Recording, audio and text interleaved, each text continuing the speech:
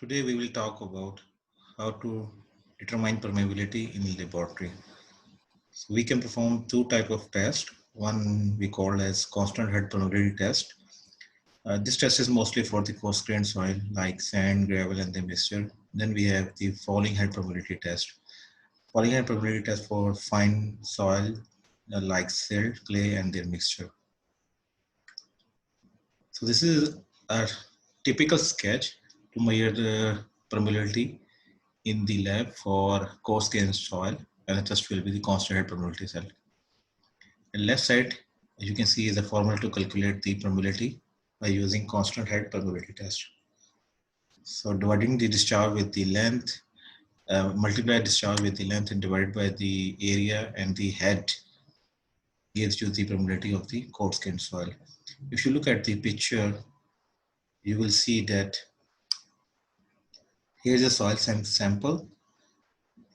At the top, we are measuring one head, and at the bottom, we are measuring the head, or you can say water level or water head. The difference in between these two head is the H is the value of the H which we used in order to calculate the permeability. At the bottom, this is a typical sketch. So sometimes we have the you can say the cylinder at the top or the cylinder at the bottom. Yeah, the purpose of this cylinder is to calculate the water which is entering in a jar.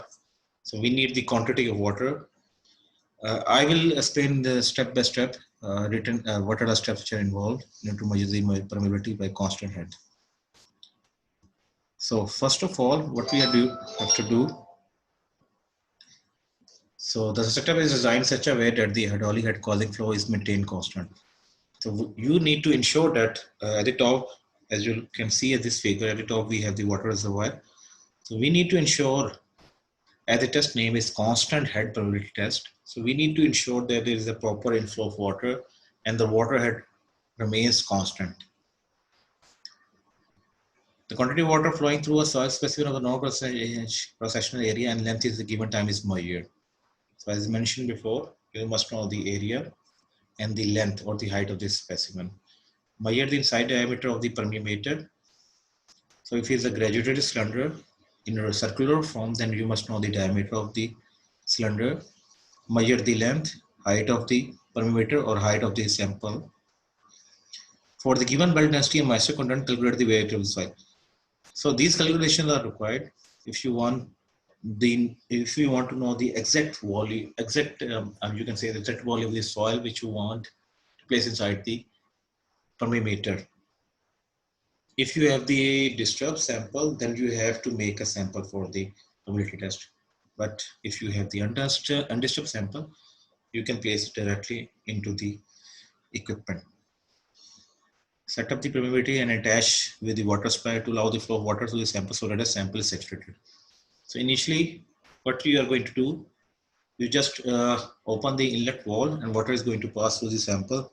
Once the sample is fully saturated, afterwards we can perform the test. And then afterwards, you need to ensure that the water head is the main constant. When the constant flow condition has been achieved, measure the hydraulic head across the sample, which is shown by the symbol H as I've shown you in my previous figure. Using a container of known volume, record the time to collect water through the sample, measure and record the temperature of the test water, compute permeability value at the test temperature and also at the K20 at 20 degrees centigrade. So sometimes we need to measure the permeability with reference to some temperature. So later I will show you how to correct the permeability for the temperature at 20 degrees centigrade. So this is a typical, you can say the table which we use to calculate the permeability from the constant head permeability test. At the top, we have the dia of the permeameter or dia of the cylinder, then area of the specimen, length of the specimen, volume of the specimen, dry density of soil. You need the dry density of soil if you want to create a sample for the, undisturbed sample. So as you can see from the table, we have a test 1, H1, then H2. The difference of the head in between these two. H1 and H2 is shown in the figure, which I've shown you in the previous slide. And then the time required to collect, you can say the time required to fill the graduated cylinder, which we have you can say attach at the bottom of the equipment. So volume, this is an example which is shown over here.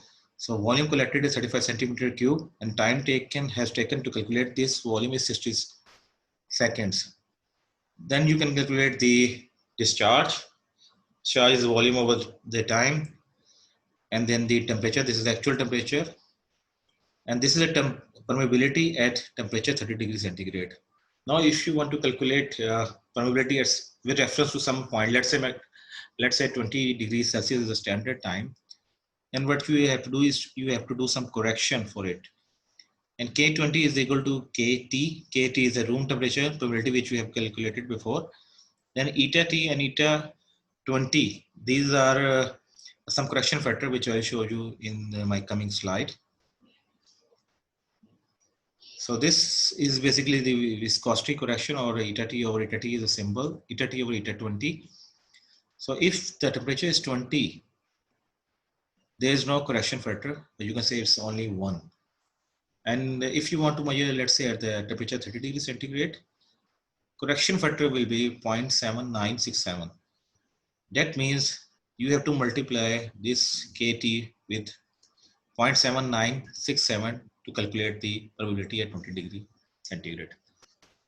So it is very important to calculate the permeability at a certain temperature, because in different situation or at high temperature or low temperature, permeability varies. Now move towards the falling head permeability test.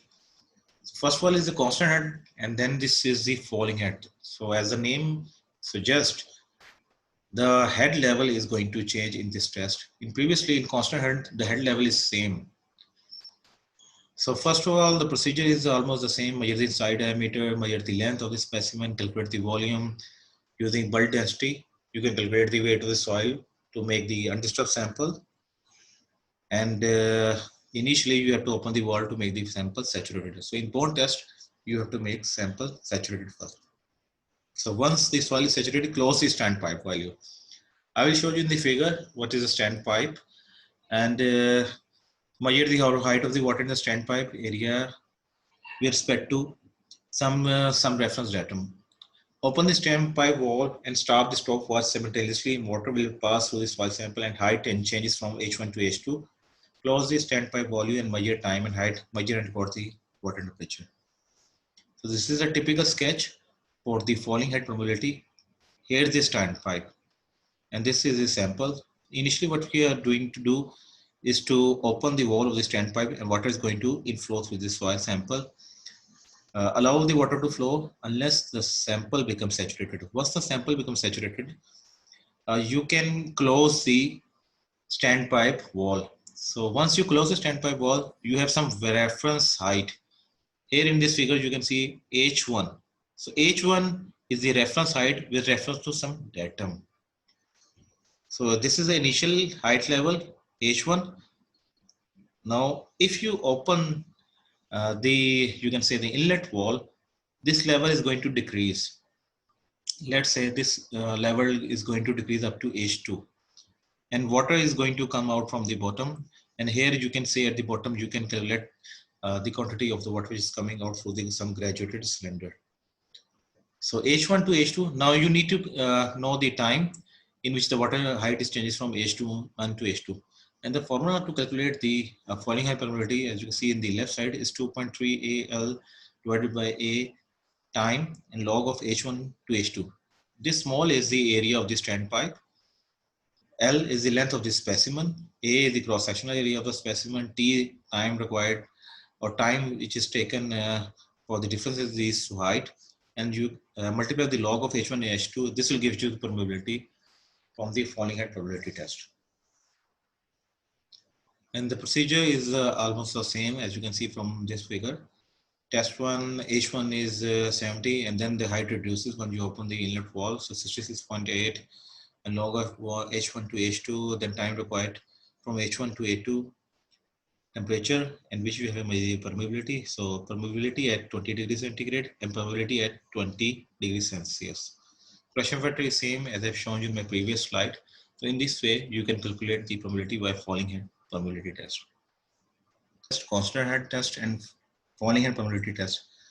So this will give you permeability value, but it will not give you an idea that how this permeability will move if your stratum is horizontal or if your stratum is vertical. In both cases, the permeability values are different. So you can check the horizontal permeability or you can also check the vertical permeability. So some detail about what is the effect of structure on the permeability. The coefficient of permeability K of a disturbed sample may be different from that of undisturbed sample, even though the void ratio is same. So if you reconstruct the sample, there is a possibility that the permeability comes out to be different. The reason may be due to change in structure or due to stratification of the industrial soil or combination of both. So once you create a specimen, so definitely there's going to be some changes as compared with the undisturbed samples. And then there is a possibility of flocculation and disturb. And these two technical terms, I think you have already discussed, already studied. Then two fine-grained soils at the same void ratio, one dispersed and another flocculate will exhibit different coefficient probability. So if you are dealing with the disturbed sample, there's a very highly likely there are chances that the permeability comes out to be different. So it is recommended always to use disturbed, not the disturbed sample, but always use undisturbed sample. So soil may be stratified by the deposition of different materials in layer which possesses different probability characteristics. In such stratified soils, engineer desires to have every probability either in the horizontal or vertical direction. So designer have to decide that they are going to use the horizontal permeability or vertical permeability or average of these permeability values in their design. Now I'm going to explain you what is the horizontal permeability and what is going to be vertical permeability. So first of all, I'm going to show you this figure. Suppose we have two layers of soil. Here's the inflow and there's the outflow on this side.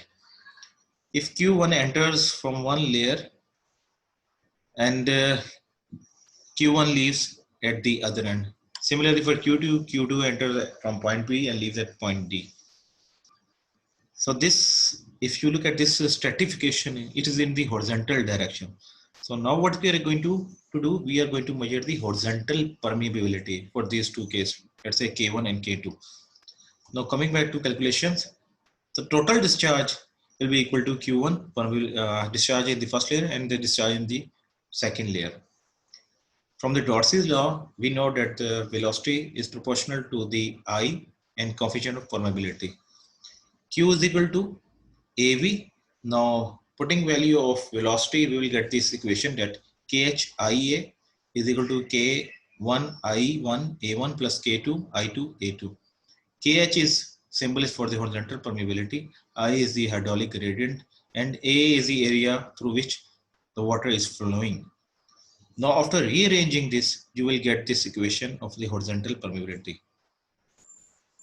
That is K1 H1 plus K2 H2 over HT. So HT, you should talk about the total because I'm showing here on the left side is the total discharge. So HT is the total, you can say, height. And the 4 is the unit width. You can say it's 1. So height into 1 is the area. So KH into A. So this will give you the equation about how to measure the horizontal permeability of the soil. Same case is written over there. You just move this HT downward and you will get the one generalized equation to measure the permeability for the jth layer or for the jth height. Now consider the case for the vertical flow.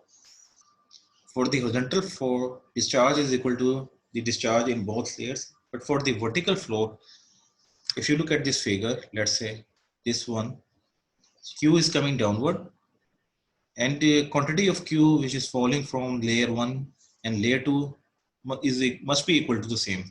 That means Q is equal to Q1 and Q is equal to Q2.